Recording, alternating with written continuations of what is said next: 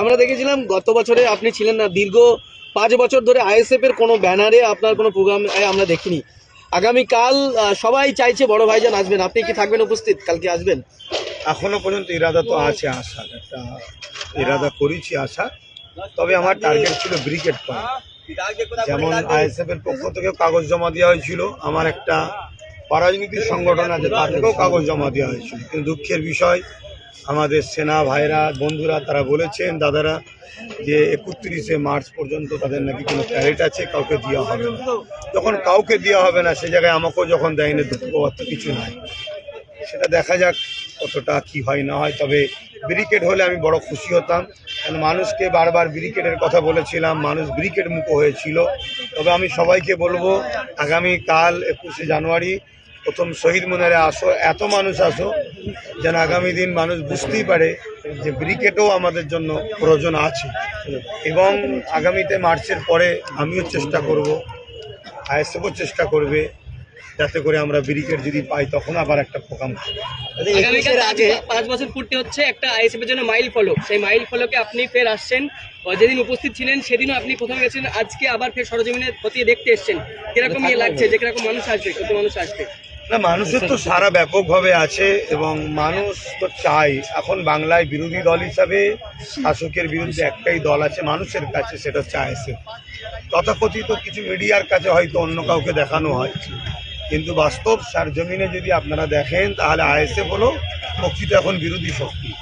মানুষ এখন আইএসএফের দিকে যেভাবে আসছে, মানুষ যদি ঠিকভাবে আসতে পারে, প্রশাসন যদি শক্ত হাতে আইনকে ঠিকভাবে পরিচালনা করতে পারে, তাহলে ব্যারিকেড অনেক ছোট হয়ে যাবে।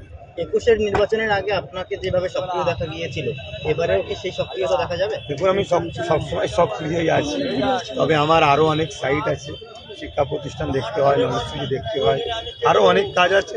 এবং সবচেয়ে বড় কথা, আমাদের তো লক্ষ্য অনেক নেতা তৈরি করা। তো সেই জায়গায় যদি আমি কাউকে কাঁধে করে নিয়ে সবসময় চলি, সে তো আগামী দিন প্রতিষ্ঠিত হতে পারবে না। তাই চেয়ারম্যান নওশাদ সিদ্দিকী এবং তার সহযোদ্ধাদেরকে সম্পূর্ণ দায়িত্ব ছেড়ে দেওয়া হয়েছে। তারা আজকে ভালো কাজ করছে। পুরো বাংলার প্রত্যেকটা কোনায় কোনায় আজকে মানুষ আইএসএফ মুখী হয়ে আছে। এটা আমার জন্য অত্যন্ত খুশি ও গর্বের বিষয়। বাংলার মানুষের দাবি যে 26শে বিধানসভায় আব্বাস সিদ্দিকী 294টা বিধানসভার মধ্যে কোনো একটা বিধানসভায় দাঁড়ায়। এসআইআর নিয়ে তো অবশ্যই কালকে বক্তব্য হবে, আসুন। এসআইআর তো আজকে মানুষের এজেন্ডা। মানুষকে একদিকে এসআইআর এর নামে ডেকে নিয়ে যে আবার নতুন করে নতুন কৌশল তৈরি করা হলো, এই যে দ্বিচারিতা করা হলো, এটাও যেমন অন্যায়। এসআইআর নিয়ে যেভাবে মানুষকে আতঙ্ক তৈরি করে মানুষের ক্ষতি করা হচ্ছে, ওটাও অন্যায়। সংবিধান কাউকে অধিকার দেয়নি যে গায়ের জোর দেখে মানুষের উপর জুলুম করবে। সংবিধান বিরোধী যে করবে তার বিরুদ্ধে জনগণ, দেশপ্রেমিকরা আন্দোলন করবে, তাকে অবশ্যই সংবিধানের আওতায় এনে তার শাস্তি দেওয়া হবে। এর আগে আমরা দেখেছি যেভাবে আপনাদের প্রতিষ্ঠা দিবসকে কেন্দ্র করে সারা পশ্চিমবাংলায় উত্তাল হয়ে গেছিল, অর্থাৎ কলকাতায় কিন্তু একটি পুরো ধুমধুমার কাণ্ড পরিস্থিতি হয়েছিল। আগামীকালকেও দেখতে পাচ্ছি যে ভাঙড়ে বিভিন্ন জায়গায় সভা রাখা হয়েছে, এটা কি ইচ্ছাকৃতভাবে করা হচ্ছে না কি ভাবছেন? অবশ্যই শাসক তো কোনোভাবে পারছে না, লাস্টে তার প্রশাসনকে প্রেশার দিয়ে, প্রশাসনরা চাই না, প্রশাসনকে প্রেশার দিয়ে একটা বিশৃঙ্খলা তৈরি করতে চাইছে, যেটা দেখিয়ে বোঝাতে চাইছে আইএসএফ এর গায়ে একটা দাগ লাগাবে। কিন্তু সাধারণ মানুষ আইএসএফ এর পক্ষে আছে। সাধারণ মানুষ এই শাসককে চিনে গেছে, যে শাসক দেখাচ্ছে এক, এর মুখ এক, মুখোশ এক। আমরা দেখলাম যে গতকাল যে এই সবার জন্য যে পোস্টার ব্যানার মারা হচ্ছে, সেই পোস্টার তৃণমূলের কর্মীরা গতকাল নওশাদ সিদ্দিকীর ছবি সহ সেই পোস্টার পুড়িয়ে দিয়েছে এবং নওশাদ সিদ্দিকীকে রীতিমতো গালিগালাজ করা হচ্ছে। বিষয়টা নিয়ে কি বলবেন? দেখুন, এই কালচার তো বাংলায় ছিল না, এই কালচার টিএমসি তৈরি করেছে। এই কালচার দেখে অনেকে না শিখে গিয়ে আবার মমতাকে না পুরোয়, অভিষেককে না পুরোয়, মানে তার ব্যানারকে, তখন তারা বুঝবে হারে হারে কি হচ্ছে। তবে আমি কিন্তু এর পক্ষপাতিত্ব নয়, কারোকে পুরানো আমার ইসলামী ইজাজত দেয় না। আমি একজন ধর্মের অনুসারী হিসাবে এটাকে যেমন অপছন্দ করি, সংবিধানও ইজাজত দেয় না, এটাকে অপছন্দ করি। তবে আইন যদি আইনের রাস্তায় চলে, আসামিদেরকে উপযুক্ত শাস্তি দেয় দৃষ্টান্তমূলক, তাহলে বাকি হয়তো আগামী দিন আর কেউ এরকম তৈরি হবে না। আর আইন যদি ঢিলে হয়, আরও অনেকে তৈরি হবে, অনেকের ব্যানার পুরোবে। 26শে বিধানসভায় আইএসএফ এর প্রার্থী হতে পারে কি আব্বাস সিদ্দিকী, কোনো জায়গায় দাঁড়াতে পারে কি? অনেক বাকি আছে, সেটা সময় আসবে।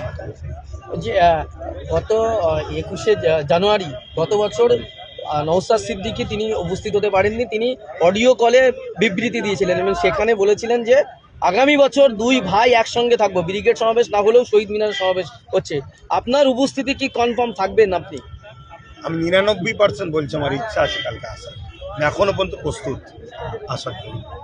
আমরা সবাই আসুন, প্রত্যেকে নিজের অধিকারের জন্য আসুন, নিজের অধিকার নিবার জন্য আসুন, বাংলা ও দেশকে বাঁচাবার জন্য আসুন। আমরা জানি যে দাদা হুজুর পীর কেবলা তিনি ছিলেন স্বাধীনতা আন্দোলন তিনি করেছেন, সেই সাথে সাথে স্বাধীনতা আন্দোলন করছেন সেই পরিবার থেকে নওশাদ সিদ্দিকীকে SIR এর নোটিশ দেওয়া হচ্ছে, এই বিষয়টা কিভাবে দেখছেন? দেখুন, প্রথম কথা হচ্ছে কারো নামে যদি নোটিশ আসে সেটা তো ভেরিফাই হওয়া দরকার একদিকে যাবে, অপরদিকে যারা আসছে নির্বাচন কমিশনে তারা তো আর কে স্বাধীনতা সংগ্রামী ঘরের ছেলে তারা তো জানে না, তারা তো গুজরাট দিল্লির লোক। বিডিও এবং BLO তারা এই বিষয়টা সজাগ করালে মনে আরও ভালো হতো। আজকে দেখছিলাম নেতাজি সুভাষচন্দ্র বসুর পরিবারেরও কারো নাকি নোটিশ এসছে। এটা কতটা দুঃখজনক, যারা স্বাধীন করলো তাদের সন্তানকে আজকে নোটিশ ধরাচ্ছে, এর চেয়ে বড় লজ্জার কি হতে পারে?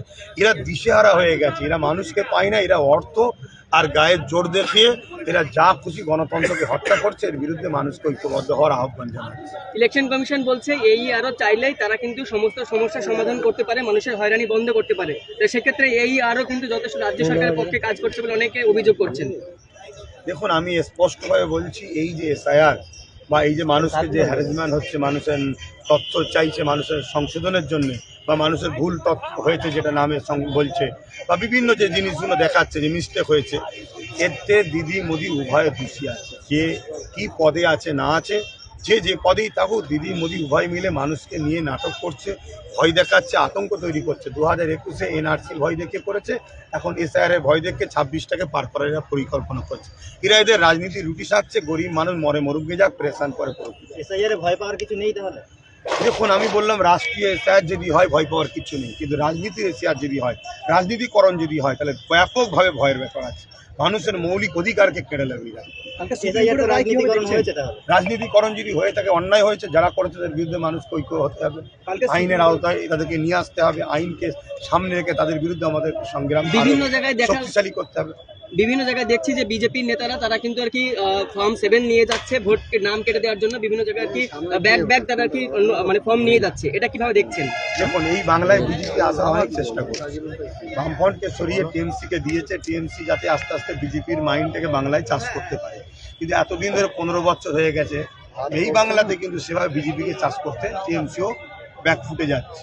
তাই বিজেপি TMC সহযোগিতা যেমন নিচ্ছে, অনেকের নাম হয়তো বাদ দিয়ে বিজেপি এই রাজ্যে ঢোকার একটা চেষ্টা করছে। এটা চরম অন্যায়, এই অন্যায়কে রুখাতে হবে। কালকে সুপ্রিম কোর্টের রাইট চরম এতে বললেন নির্বাচন দেখছেন রাইটটাকে। না, সুপ্রিম কোর্টের উপর আমাদের আস্থা আছে। নির্বাচন কমিশনের বর্তমান যিনি আছে, শুনছি তো নাকি এই সিস্টেমের বাইরে তিনি এন্ট্রি হয়েছে। তিনি এন্ট্রি হওয়ার পরে তেনার পরিবারের সদস্য অনেকে নাকি ভালো ভালো পদের চাকরি পেয়ে গেছে। এখানে তো প্রশ্ন একটা উঠতে পারে যে এক সংবিধানকে মান্যতা দিচ্ছে না কোনো একটা বিশেষ দলকে এরা মান্যতা দিয়ে কাজ করছে, এটা প্রশ্ন উঠতে পারে। ঠিক আছে, ধন্যবাদ। গত বছর নওশাদ সিদ্দিকী তিনি উপস্থিত হতে পারেননি, তিনি অডিও কলে বিবৃতি দিয়েছিলেন এবং সেখানে বলেছিলেন যে আগামী বছর দুই ভাই একসঙ্গে থাকবো, ব্রিগেড সমাবেশ না হলেও শহীদ মিনার সমাবেশ হচ্ছে। আপনার উপস্থিতি কি কনফার্ম থাকবেন আপনি? আমি 99% বলছি আমার ইচ্ছা আছে কালকে আসার, এখনো পর্যন্ত প্রস্তুত আসার জন্য।